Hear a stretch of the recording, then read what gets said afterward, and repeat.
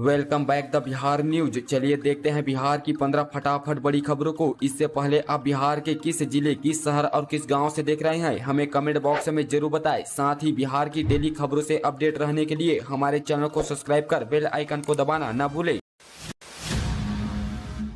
दिवाली से पहले बिहार के 4 शहरों में फटाखा जलाने पर प्रतिबंध। बिहार राज्य प्रदूषण नियंत्रण परिषद ने राज्य के 4 शहरों में इस साल दिवाली पर किसी तरीके का फटाखा छोड़ने पर प्रतिबंध लगा दिया है। वातावरण में बढ़ रहे प्रदूषण की वजह से बोर्ड ने पटना, गया, मुजफ्फरपुर एवं हाजीपुर शहर में फटाखा जलाने पर प्रतिबंध लगाया है। साथ ही इस संबंध में सभी जिलों के डीएम को पत्र भेजकर निर्देशित किया गया है कि अपने अपने जिलों में किसी भी तरह के फटाखे बेचने या फोड़ने पर सख्त रोक लगाएं।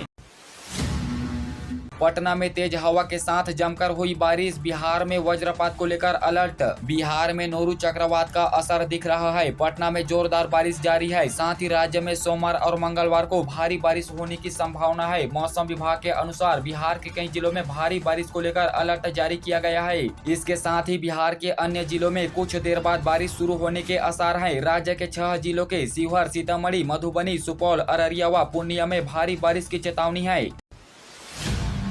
बिहार में बढ़ रहा डेंगू के डंक का आतंक, जाने चिकित्सकों द्वारा बताए गए बचाव के उपाय। भागलपुर जिले में डेंगू का आतंक शुरू हो गया है। शहरी एवं ग्रामीण इलाके में इस बार डेंगू लोगों को अपनी चपेट में ले रहा है। इस बीच सदर अस्पताल में डेंगू जांचने वाला किट पिछले 3 दिनों से खत्म हो गया है।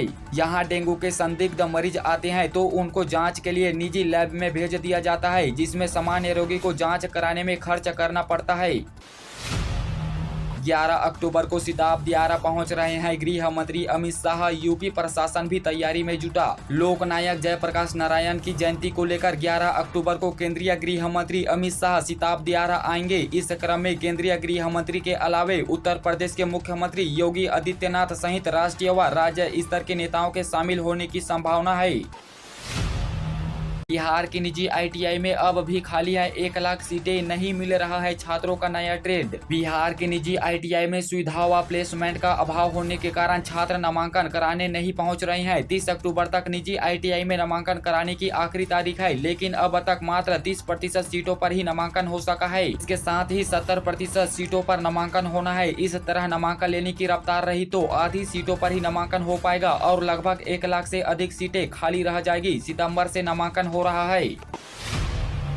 बिहार में 275 किलोमीटर लंबाई में टेंडर हाईवे का होगा निर्माण। 9 जिलों के लोगों को मिलेगा फायदा। बिहार में 275 किलोमीटर लंबाई में करीब 2680 करोड़ रुपए की लागत से 7 एसएच का 2024 तक निर्माण होगा। इसकी प्रक्रिया शुरू हो चुकी है। इन सड़कों के निर्माण के लिए एचडीबी से ऋण की सहमति मिल चुकी है। इसके साथ ही कुछ एसएच के निर्माण के लिए टेंडर के माध्यम से एजेंसी का चयन किया जा रहा है। कुछ के लिए जमीन अधिग्रहण किया जा रहा है और 3 एसएच का निर्माण शुरू भी हो चुका है। बिहार के कॉलेज भी अब बनेंगे स्मार्ट। डिजिटल क्लास के लिए मुहैया कराए जा रहे डिजिटल बोर्ड। बिहार के विभिन्न विश्वविद्यालयों में स्मार्ट क्लास की तैयारी की जा रही है। इसके लिए विशेष प्रकार की एलईडी स्क्रीन या टीवी उपलब्ध कराए जा रहे हैं। इसे इंटरएक्टिव फ्लैट पैनल डिस्प्ले का नाम दिया गया है। यह एक तरह का डिजिटल बोर्ड होगा जिसका इस्तेमाल प्रधान अध्यापक विभिन्न विषयों की पढ़ाई के लिए कर सकते हैं। गोपालगंज में टूटा गंडक का तटबंध, कई गांव में घुसा बाढ़ का पानी। बिहार में बेमौसम की बाढ़ ने कई जिलों के लोगों को परेशान कर रखा है। गोपालगंज के अलावा नेपाल से आने वाली नदियों के रास्ते में पड़ने वाले जिलों में यह संकट खड़ा हुआ है। गंगा का जल स्तर भी पटना में 2 से 2.5 फीट तक बढ़ गया है। इधर सोमवार को गोपालगंज में गंडक नदी के तेज दबाव के कारण बांध टूट गया। मुलायम सिंह यादव का मुख्यमंत्री बनने का सपना रह गया था अधूरा, जाने लालू प्रसाद ने क्यों लगाया था ब्रेक। समाजवादी पार्टी के रक्षक मुलायम सिंह यादव का सोमवार को निधन हो गया। मुलायम सिंह यादव यूपी ही नहीं पूरे देश की राजनीति में अपनी एक खास पहचान रखते थे। मुलायम के सियासी चालों से देश की राजनीति की दशा और दिशा कई बार निर्धारित हुई है। चरखा दामन से उन्होंने यूपी का सियासी रुख मोड़ दिया था। 2 वर्षीय बच्ची को लेकर भाग रहा था युवक, ग्रामीणों ने पकड़ा, पहुंची पुलिस को किया पथराव। बिहार में सहरसा के बनवा इटहरी ओपी क्षेत्र के घौड़दौड़ गांव में बच्चा चोरी के संदेह पर एक युवक को कुछ लोगों ने जमकर पीट दिया। बच्चा चोर को पकड़ने पहुंची ओपी पुलिस से भी ग्रामीण उलझ गए। आक्रोशित ग्रामीणों ने पुलिस जीप का शीशा तोड़ दिया। काफी मशक्कत के बाद पुलिस ने बच्चा चोर को ओपी ले आई। एक दर्जन लड़का लड़की पार कर रहे थे रेलवे ट्रैक, उसी समय आ गई ट्रेन। भागलपुर रेलवे जंक्शन पर उस समय बड़ा हादसा होते होते बच गया। जिस समय एक दर्जन लड़का लड़की रेलवे ट्रैक पार कर रहे थे, एक प्लेटफार्म से दूसरे प्लेटफार्म पर जाने के लिए काफी संख्या में लोग रेलवे पटरी होकर गुजरने लगे। पटरी पार करते समय ट्रेन जंक्शन पर आ गई। संयोग है कि ट्रेन उसी जगह पर रुकी जिस जगह लोग ट्रैक पार कर रहे थे, वरना बड़ा हादसा हो जाता। यह तस्वीर भागलपुर रेलवे जंक्शन की है। दिवाली छठ पर बिहार आना हुआ आसान, रेलवे चला रही 46 जोड़ी पूजा स्पेशल ट्रेनें। त्योहार पर्व के अवसर पर यात्रियों की अतिरिक्त भीड़ के मद्देनजर उनकी सुविधा के लिए पूर्व मध्य रेल के विभिन्न स्टेशनों से गुजरने वाली 46 जोड़ी पूजा स्पेशल ट्रेन चलेगी। इससे यात्रियों को सुविधा होगी और अतिरिक्त रेल सेवा उपलब्ध हो पाएगी। इन ट्रेनों के परिचालन से त्योहारों में लोगों को अपने घर पहुँचने में अब सुविधा होगी। 45,000 छात्रों के लिए आज से शुरू होगी एग्जाम, विद्यालयों में तैयारी पूरी। दरअसल बता दें कि जिले के +2 स्कूलों में इंटरमीडिएट की परीक्षा मंगलवार से शुरू होगी, जिसमें जिले के करीब 45,000 छात्र शामिल होंगे। परीक्षा को लेकर विद्यालयों में तैयारी पूरी हो गई है।